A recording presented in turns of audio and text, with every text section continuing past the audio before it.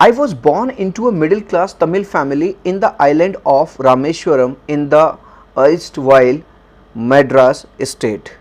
आई यहाँ पे किसके लिए है? एपीजे अब्दुल कलाम अपने लिए बता रहे हैं कि मेरा जो जन्म हुआ था एक मिडिल क्लास फैमिली में हुआ था, ठीक है। कहाँ पे? आइलैंड ऑफ टाउन रामेश्वरम में, जो कि कहाँ था? मद्रास स्टेट में था, ठीक है।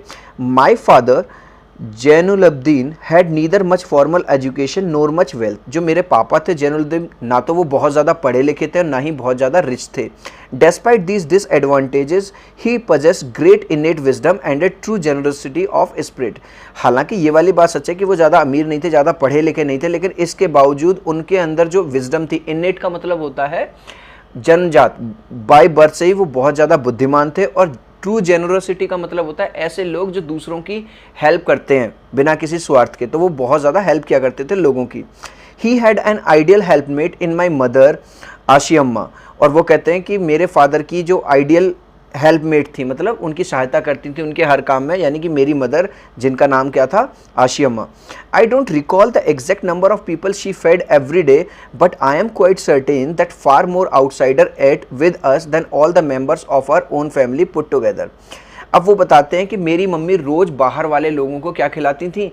खाना खिलाती थी। वो ये कहती थी जितने हम परिवार में खुद सदस्य थे ना, उससे कहीं ज़्यादा हम बाहर वाले को, यानी मेरी मम्मी, खाना खिलाती थी। इससे क्या बात पता चलती है हमें कि ना केवल उसके पापा, उनके, मैं उसके नहीं बोल सकता, हमारे पूर्व राष्ट्रपति रहे, ना केवल उनके पापा बल्कि जो उनकी मम्मी भी थी वो भी बड़ी उदार थी, वो भी बड़ी जेनरस थी और लोगों की हेल्प करती थी। I was one of many children, a short boy with rather undistinguished looks, born to tall and handsome parents। वो बताते हैं कि हमारे घर में जो बहुत सारे जो बच्चे थे, मैं भी उनमें से एक था। छोटी सी मेरी हाइट थी। अनडिस्टिंग्विश्ड लुक का मतलब है मैं देखने में कोई खास सुंदर ऐसा नहीं था। Born to tall and handsome parents, जबकि जो मेरे जो पेरेंट्स थे वो लंबे भी थे और सुंदर भी थे। We lived in our ancestral house. अब देखो यार, एंसेस्ट्रल हाउस क्या होता है? एंसेस्ट्रल हाउस का मतलब है पुश्तैनी घर। जैसे सपोज करो तुम जिस घर में रहते हो वो तुम्हारे दादाजी ने बनवाया था, फिर उसमें पापा रहते हैं, फिर उसमें अब तुम रह रहे हो, ठीक है। हो सकता है तुम्हारी जनरेशन भी, आने वाली जनरेशन उसी में रहे, तो वो तुम लोगों के लिए हो जाएगा एंसेस्ट्रल हाउस, मतलब पुश्तैनी घर, जो कि हमारे पूर्वजों का से चला आ रहा है। Which was built in the middle of the 19th century. और वो 19वीं शताब्दी में बना था। It was a fairly large pucca house made of limestone and brick on the mosque street in Rameswaram. और ये एक तरह का पक्का घर था। पक्का घर आप समझते हो, कच्चा घर और पक्का घर। कच्चा घर मतलब जो केवल क्या नाम है, जो छप्पर वगैरह पड़े रहते हैं गांव में, और पक्का घर तो यार आप समझते ही हो कि सीमेंट वगैरह, ईंट वगैरह लगी रहती है। तो वो बताते हैं कि वो जो हमारा जो घर था मॉस्क स्ट्रीट में, मॉस्क का मतलब है मस्जिद वाली गली में, रामेश्वरम में बना हुआ था। My austere father use to avoid all inessential comforts and luxuries. अब ऑस्टियर का मतलब समझो यार। ऑस्टियर का मतलब होता है एक ऐसा आदमी जो कि है तो बहुत सिंपल लेकिन वो बहुत स्ट्रिक्ट भी है। तो मेरे जो सिंपल फादर थे बड़े स्ट्रिक्ट भी थे। वो इन असेंशियल चीज़ों, इन असेंशियल का मतलब होता है ज़रूरी, और इन असेंशियल चीज़ों का मतलब है जो चीज़ें ज़रूरी नहीं है। तो जो चीज़ें ज़रूरी नहीं होती उन्हें हमेशा, उनसे हमें दूर रखते थे। How ever all the necessities were provided for in terms of food, medicine और क्लोथ्स। हालांकि ऐसी बात नहीं है कि पापा जो हमें लग्जरी नहीं देते थे, तो इसका मतलब ये नहीं है कि जो चीज़ें ज़रूरी थी वो भी नहीं हमें प्रोवाइड होती थी। हमें जैसे खाने के लिए खाना मिलता था, दवाइयाँ मिलती थी, कपड़े मिलते थे। In fact I would say mine was a very secure childhood both materially and emotionally. अब वो बताते हैं कि मेरा जो खुद का जो चाइल्डहुड था बड़ा अच्छा था। सिक्योर का मतलब सेफ था, चाहे मैं मटीरियली बात करूँ। अब देखो यार, मटीरियली का मतलब क्या होता है? मटीरियलिस्टिक होता है चीज़ें, आपके घर में जो भी रिसोर्सेज आपको चाहिए, जो चीज़ों की ज़रूरत पड़ती है वो आपको मिलें, तो वो उन्हें मटीरियली मिलते थे। और इमोशनली का मतलब होता है कि प्यार भी मिले घर से, है ना, एक बॉन्ड भी हो घर वालों के सदस्यों के बीच में। तो वो कहते हैं कि मुझे दोनों चीज़ मिली, मटीरियलिस्टिक भी और इमोशनली भी। The second world war broke out in 1939। अब वो बताते हैं कि जो द्वितीय यानी दूसरा विश्व युद्ध हुआ 1939 में हुआ। When I was 8 years old, for reasons I have never been able to understand, a sudden demand of tamarind seeds erupted in the market. और उस टाइम पे लगभग मैं 8 साल का था, और अचानक से, मैं बता नहीं सकता क्यों, लेकिन उस टाइम अचानक से टैमरेंट सीड्स का मतलब है इमली के बीजों की जो डिमांड थी वो अचानक से मार्केट में बहुत ज़्यादा बढ़ गई। I use to collect the seeds and sell them to a provision shop on mosque street. मैं उन बीजों को कलेक्ट किया करता था, इमली के बीजों को, और पास में जो मॉस्क हमारी गली में ही जो एक दुकान बनी हुई थी परचूने की, उसमें मैं उन्हें बेच दिया करता था। A day's collection would fetch me the princely sum of 1 anna, और एक दिन के कलेक्शन से मतलब मैं लगभग 1 अन्ना कमा लेता था। अब यार 1 अन्ना क्या होता है? जिस टाइम पे पैसे नहीं चलते थे, रुपए नहीं चलते थे, उस टाइम पे अन्ना जैसे चलते थे, एक छोटी सी मतलब करेंसी है। 1 अन्ना का लगभग मतलब होता था 6 पैसे, ठीक है। My brother in law Jalaluddin would tell me stories about the war which I would later attempt to trace in the headlines in Dinamani. जो मेरे ब्रदर इन लॉ थे, ब्रदर इन लॉ आप समझते हैं जीजाजी, जीजाजी या साले को कहते हैं, पर यहाँ पे तो उसकी तो शादी नहीं हुई, तो उसके तो जीजाजी लगे, उसकी बहन के हस्बैंड। तो वो बताते हैं कि जो मेरे जीजाजी थे जलालुद्दीन साहब, वो मुझे कहानियाँ सुनाते थे वर्ल्ड वॉर के बारे में, अबाउट द वॉर, और उसकी हेडलाइंस में किस में पढ़ता था? दीनामनी। अब यह दीनामनी क्या है? दीनामनी जो वर्ड आया है वो आया है न्यूज़पेपर के लिए, एक तमिल न्यूज़पेपर के लिए, ठीक है। तो वो बताते हैं कि जो बातें मेरे जीजाजी मुझे बताया करते थे, वो हेडलाइंस फिर मैं न्यूज़पेपर में पढ़ा करता था। Our area being isolated was completely unaffected by the war. अब वो बताते हैं हालांकि वॉर तो शुरू हो गया था, लेकिन हमारा एरिया क्योंकि एक अलग साइड में पड़ता था, तो हमारे पे वॉर का कोई भी असर नहीं था। But soon India was forced to join the allied forces and something like a state of emergency was declared। लेकिन बहुत जल्दी ऐसा टाइम आया कि भारत को भी उस विश्व युद्ध में कूदना पड़ा। अब देखो यार, एक वर्ड आया अलाइड फोर्सेस। अलाइड फोर्सेस है the armies of UK, USA और रशिया की जो आर्मी है, इन तीनों को मिला के इन तीनों के समर्थन में इंडिया भी कूदा, ठीक है। तो अलाइड फोर्सेस का मतलब समझ में आ गया, आर्मीज, यूके की आर्मी, यूएसए की आर्मी और रशिया की आर्मी मिला के, ठीक है। इंडिया, और जब इंडिया भी उस विश्व युद्ध में कूद पड़ा तो अचानक से इमरजेंसी डिक्लेयर कर दी गई। जैसे कि अभी आपने सुना होगा कश्मीर में 370 और ये 35 है वो जो हटाया लगाया हुआ है, ठीक है, तो उसमें कर्फ्यू घोषित कर दिया गया है ना, तो emergency. The first casualty came in form of the suspension of the train halt Rameswaram station. अब वो बताते हैं कि इस वॉर का जो सबसे बड़ा खराब असर जो पड़ा वो ये पड़ा कि हमारे जो रामेश्वरम स्टेशन पड़ता था ट्रेन का, वहाँ जो ट्रेन रुका करती थी अक्सर, अब उसने रुकना वहाँ पे बंद कर दिया। The newspapers now had to be bundled and thrown out from the moving train on the Rameswaram road between the Rameswaram and Dhanushkodi. अब क्योंकि भाई उस गांव में जो अखबार आते थे वो ट्रेन के थ्रू आते थे। पहले तो क्या था यार, ट्रेन वहां पे रुका करती थी, लेकिन अब तो रुकती नहीं है। तो अब उसका क्या सोल्यूशन निकाला गया कि चलती ट्रेन में से ही बंडल के बंडल फेंके जाते थे, ठीक है। That force my cousin Shamsuddin who distributed newspapers in Rameswaram to look for a helping hand to catch the bundles and as if naturally I filled the slot. अब वो बताते हैं कि जो मेरा कजिन था शमसुद्दीन, वो क्या करता था, न्यूज़पेपर बांटता था रामेश्वरम में, लेकिन अब क्योंकि वहाँ पे जो ट्रेन है वो तो रुकती नहीं थी, तो अब उसे एक ऐसे हेल्पिंग हैंड की ज़रूरत थी जो उसकी हेल्प करे वो बंडल्स को फैच करने में, कैच करने में, पकड़ने में। तो एज नेचुरली मैंने उस जगह को पूरा किया, मतलब मैंने उसकी हेल्प करी। Shamsuddin help me earn my first wages. तो जाहिर सी बात है, जब मैंने अपने कज़न की हेल्प करी तो 2 पैसे मुझे भी कमाने का मौका मिला। वेजेस का मतलब होता है भत्ता, है ना, जो आप मेहनत करते हो, जब आपको फिर पैसे मिलते हैं उन्हें वेजेस बोलते हैं। Half a century later, I can still feel the surge of pride in earning my own money for the first time। अब देखो half a century later, देखो यार century का मतलब होता है 100 साल, तो half a century का मतलब हो गया 50 साल, यानी कि 50 साल बाद भी उस घटना के, आज भी जब मैं उस वाली बात को सोचता हूँ कि किस तरह से मैंने अपना पहला पैसा कमाया था, पहली अर्निंग करी थी, तो मेरे मन में कहीं ना कहीं एक प्राइड, कहीं ना कहीं एक घमंड की फीलिंग आ जाती है। Every child is born with some inherited characteristic into a specific socio-economic and emotional environment and trained in certain ways by figures of authority। अब वो बताते हैं देखो हर बच्चा अपने घर से कुछ ना कुछ इनहेरिटेड का मतलब होता है यार, देखो आपके बायो टीचर ने बताया होगा, इनहेरिटेड करेक्टर्स होते हैं ऐसे करेक्टर्स जो किसी बच्चे में आते हैं उसके मम्मी पापा से। तो वो बताते हैं हर बच्चे में कुछ ना कुछ ऐसी चीज़ें आती हैं उसके मम्मी पापा से या जिस इन्वायरमेंट में वो रहता है। आई inherited honesty and self-discipline from my father, from my mother I inherited faith in goodness and deep kindness and so did my 3 brothers and sister। अब वो बताते हैं तो मैंने अपने पापा से क्या सीखा, क्या मिला, एक तो ईमानदारी और सेल्फ डिसिप्लिन मतलब अनुशासन।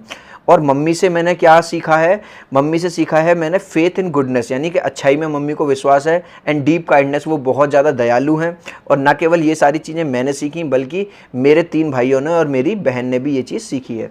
I had 3 close friends in my childhood. जब मैं बचपन में था तब मेरे 3 पक्के दोस्त थे। कौन कौन से? रामानंद शास्त्री, अरविंदन और शिव प्रकाशन। All these boys were from Orthodox Hindu ब्राह्मण फैमिलीज़। और ये जो तीनों लड़के थे जो कि मेरे खास दोस्त थे, तीनों हिंदू ब्राह्मण फैमिली, ब्राह्मण फैमिली का मतलब होता है पंडित की फैमिली से बिलोंग करते थे। As children none of us ever felt any difference among ourselves because of our religious differences and upbringing.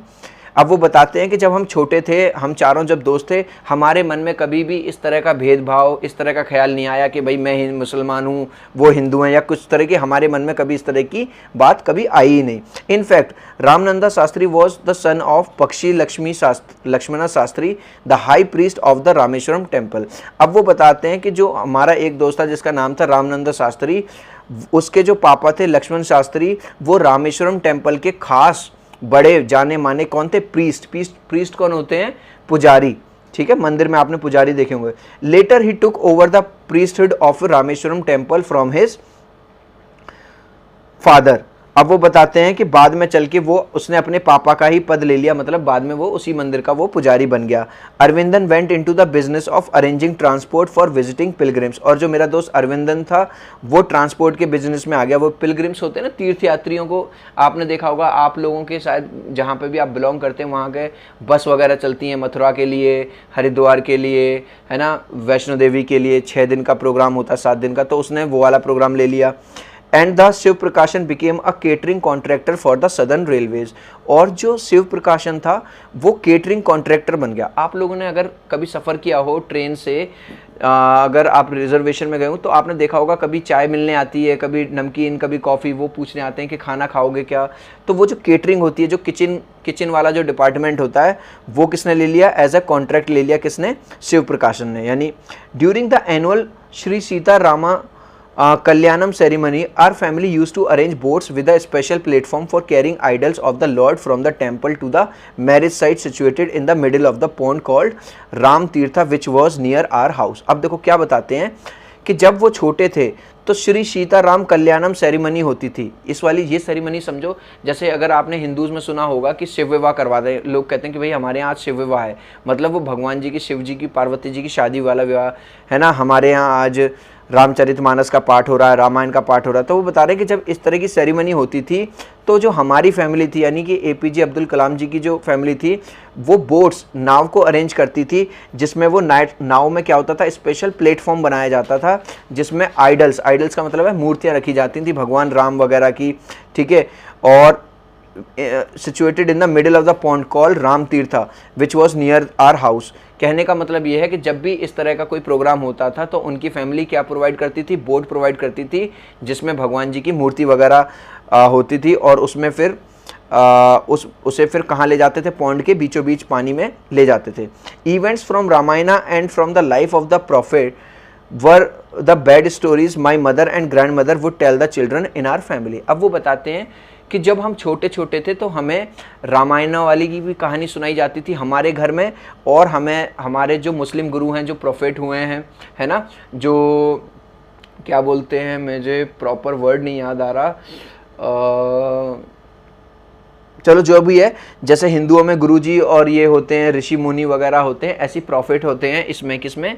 Muslim community में, जो कि इनके गुरुजी वगैरह होते हैं, नबी, सॉरी हाँ आ गया मुझे याद, जो इनके नबी वगैरह होते हैं। तो वो बताते हैं कि भले से मैं मुस्लिम फैमिली से आता था, लेकिन मेरे घर में मुझे रामायणा का पाठ और हमारे जो मुस्लिम स्टोरीज़ हैं हमें दोनों पढ़ाई जाती थी।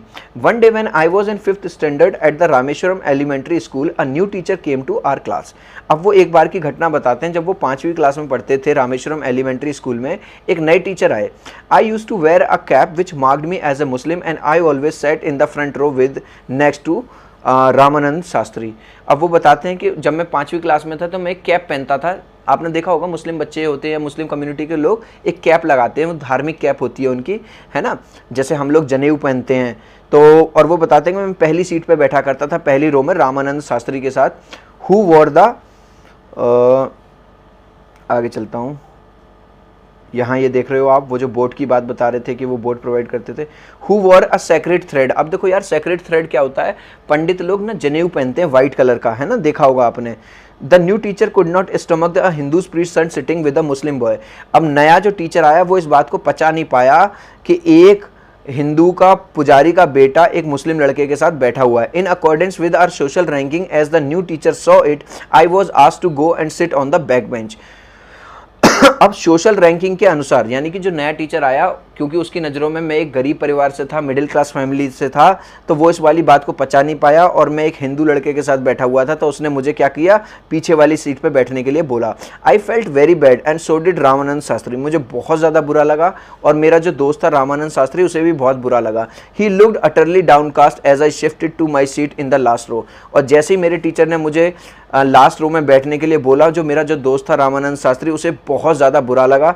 This image of him weeping when I shifted to the last row left a lasting impression on me.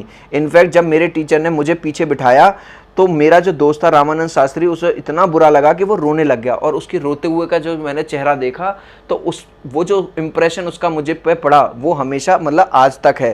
कहने का मतलब ये है कि मुझे उस दिन यकीन हो गया कि ये जो मेरा दोस्त है ये ज़िंदगी भर दोस्ती निभाएगा और ये मेरा एक सच्चा दोस्त है। After school, we went home and told our respective parents about the incident.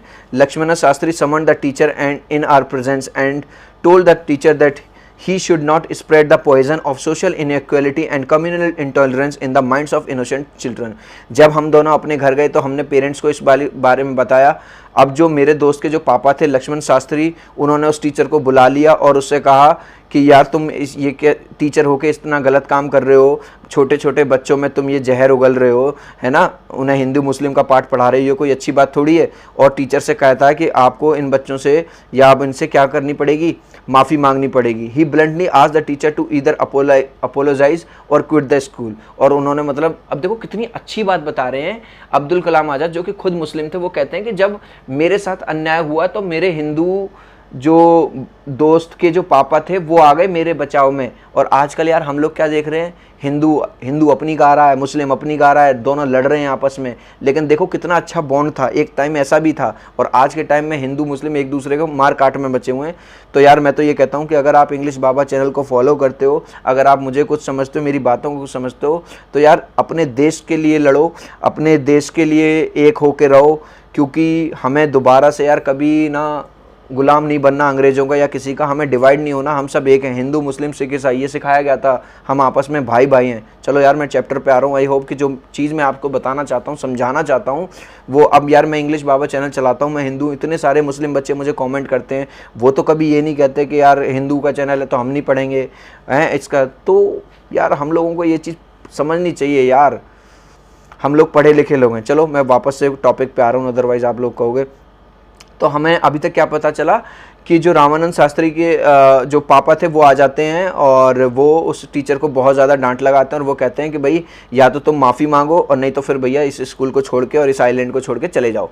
Not only did the teacher regret his behaviour, regret का मतलब होता है पछतावा, न केवल टीचर को पछतावा हुआ अपने बिहेवियर पे, but the strong sense of conviction Lakshman Shastri conveyed ultimately reform this young teacher. और कहीं ना कहीं जिस तरह से लक्ष्मण शास्त्री ने, यानी मेरे दोस्त के पापा ने उसे समझाया था, कहीं ना कहीं उसके जीवन में भी चेंज आ गया, मतलब वो बदल गया, उसे समझ आ गया कि मैं एक गलती कर रहा था। ठीक है, चलो यार आगे चलते हैं। देखो ये वो वाला सीन है जहाँ पे आपको दिख रहा होगा 4 बच्चे बैठे हैं पहली रो में, जिसमें 3 बच्चे पंडित दिखाई दे रहे हैं ना, और 1 बच्चे यानी अब्दुल कलाम बैठे थे। आगे चलता हूँ यार। On the whole, the small society of Rameshwaram was very rigid in the terms of segregation of different social groups. अब बता रहे हैं वैसे वहाँ जो एक छोटी सी जो सोसाइटी थी, लोग बड़े रिजिड थे अपनी अपनी कम्युनिटी को लेके, अपने अपने। अब यहाँ पे समझने वाली बात है कि हिंदू हिंदू को लेके, मुस्लिम मुस्लिम को लेके, और सेग्रीगेशन मतलब जैसे आपने सुना होगा हिस्ट्री वगैरह में कि पहले ना लोगों को इस तरह से बांटा गया था। क्षत्रिय उनका काम होता था लड़ाई भड़ाई का, है ना, ब्राह्मण जो होता था वो उसका काम होता था पूजा पाठ का सिखाने का, वैश्य उसका काम होता था, ट्रेडर्स होते थे वो बिजनेसमैन करते थे, और एक होते थे शूद्र जो नौकर वगैरह हुआ करते थे। तो बता रहे हैं कि इस तरह के सोशल ग्रुप्स में बटा हुआ था और बड़े कठोर नियम थे, मतलब जो जिसके लिए जो काम था वो वही करते थे। However my science teacher Shiva Subramania Iyer, though an orthodox Brahmin with a very conservative wife was something of a rebel. लेकिन वो कहता है कि जो मेरे साइंस टीचर थे शिव सुब्रमण्यम अय्यर, उनकी जो वाइफ थी बड़ी ऑर्थोडॉक्स थी। अब देखो ऑर्थोडॉक्स होते हैं ऐसे लोग जो बहुत ज़्यादा पुराने विचारों के होते हैं, वो कभी बदलना ही नहीं चाहते और पुरानी पुरानी बातें करते हैं। लेकिन वो कहते हैं फिर भी जो मेरे टीचर थे तो ब्राह्मण थे तो हिंदू, लेकिन वो इन सब बातों में नहीं मानते थे कि हिंदू मुस्लिम, वो सबको बराबर ही ट्रीट करते थे। He did his best to break social barriers so that people from varying backgrounds could mingle easily.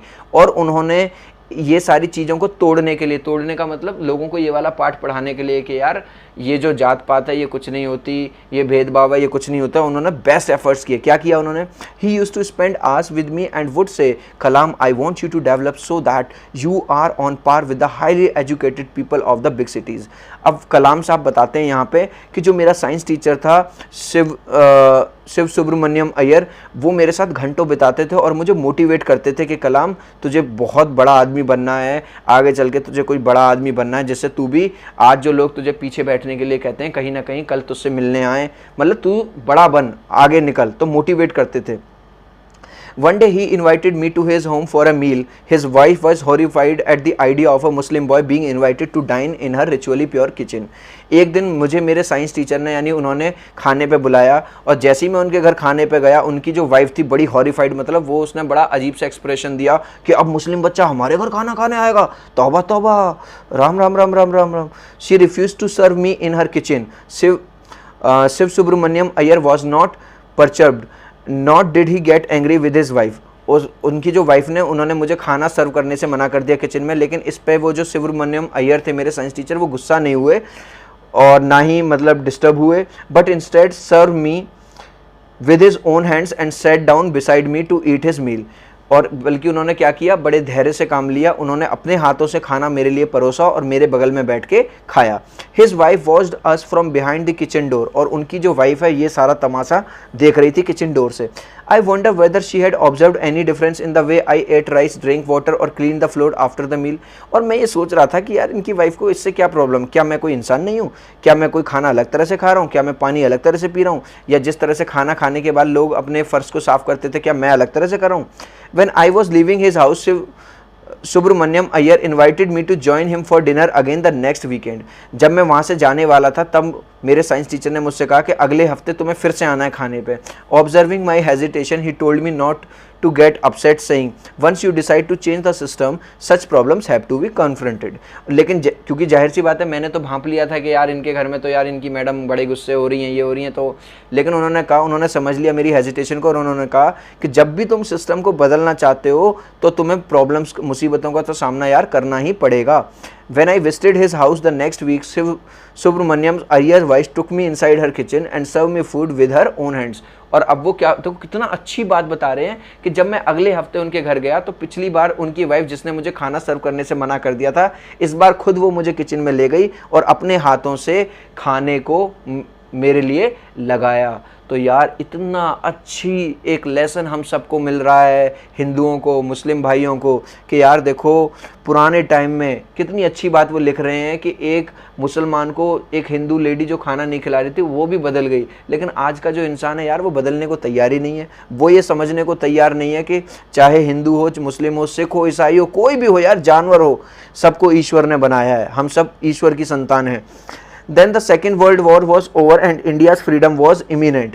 और सेकेंड वर्ल्ड वॉर ख़त्म हो गया और इंडिया को फ्रीडम मिलने ही वाली थी। Indians will build their own India, declare Gandhi ji. भारतीय अपना भारत खुद बनाएंगे, गांधी जी ने कहा। The whole country was filled with an unprecedented optimism. और पूरा का पूरा जो देश था वो पूरी तरह से, ऑप्टिमिज्म का मतलब होता है आशा, एक न्यू ऑप्टिमिज्म मतलब एक नई ऊर्जा से, नई किरण से भर गया। I asked my father for permission to leave Rameswaram and study at the district headquarters in the Ramanathapuram. और मैंने अपने पापा से कहा कि भाई पापा मैं हेडक्वार्टर्स जाना चाहता हूँ, रामानाथपुरम जाना चाहता हूँ। किसके लिए? हायर स्टडीज़ के लिए। तो क्या हुआ देखते हैं। He told me as if thinking aloud, Abul, देखो उनके पापा उसे क्या कहते थे? Abul. I know you have to go away to grow. उनके पापा यानी कि अब्दुल कलाम जी के फादर जो थे वो कहते हैं हाँ अगर तुम्हें जीवन में आगे बढ़ना है मुझे पता है तुम्हें जाना पड़ेगा। Does the seagull not fly across the sun alone the wind without a nest. और वो क्या कहते हैं कि जो सीगल होता है, एक बर्ड होता है, वो भी तो अकेला उड़ता है पूरे सन के नीचे, और without a nest. Without a nest का मतलब है यानी कि वो एक एग्जांपल देते हैं उनके पापा कि जिस प्रकार एक पक्षी थोड़ा सा बड़ा होने पर अपना नेस्ट, अपना घोंसला छोड़ देता है, अपने परिवार को छोड़ देता है और जीवन में कुछ बनने के लिए उड़ जाता है, ऐसे ही अगर तुम्हें कुछ आगे बनना है, बढ़ना है, तो तुम्हें भी अपना घर बार छोड़ना पड़ेगा। He quoted Khalil Gibran to my hesitant mother. अब देखो यार, माँ का दिल तो माँ का होता है, तो अब जब वो पढ़ाई हायर स्टडीज़ के लिए बाहर जा रहे थे तो कहीं ना कहीं मम्मी को प्रॉब्लम हुई होगी, हो सकता है वो रोई हुए होंगे, तब वो समझाते हैं अपनी वाइफ को, your children are not your children, they are the sons and daughters of life longing for itself. वो खलील जिब्रान की एक पोयम है बहुत अच्छी सी, योर चिल्ड्रन, वो उसे थोड़ा सा बताते हैं, उसमें से एक लाइन पढ़ते हैं क्या, कि जो तुम्हारे बच्चे हैं वो तुम्हारे नहीं हैं, वो तो इस लाइफ के बच्चे हैं। They are sons and daughters of life longing for itself, they come through you but not from you. हाँ ये सच है कि तुमने उन्हें जन्म दिया है लेकिन वो तुम में सिमटे नहीं रहेंगे। You may give them your love but not your thought. तुम उन्हें अपना प्यार तो दे सकते हो लेकिन तुम उन्हें अपने विचार नहीं दे सकते हो, क्योंकि बच्चा अपने खुद के विचार लेकर आता है। For they have their own thoughts, क्योंकि उनके खुद के थॉट्स होते हैं। ये वाली बात वो जो उनके फादर थे वो उनकी मदर को समझा देते हैं, ठीक है। फिर नीचे लिखा हुआ APJ Abdul Kalam an extract from the wings of fire. तो ये जो हमने स्टोरी पढ़ी, पूरा चैप्टर पढ़ा, ये एक छोटा सा एक्सट्रैक्ट है विंग्स ऑफ फायर से।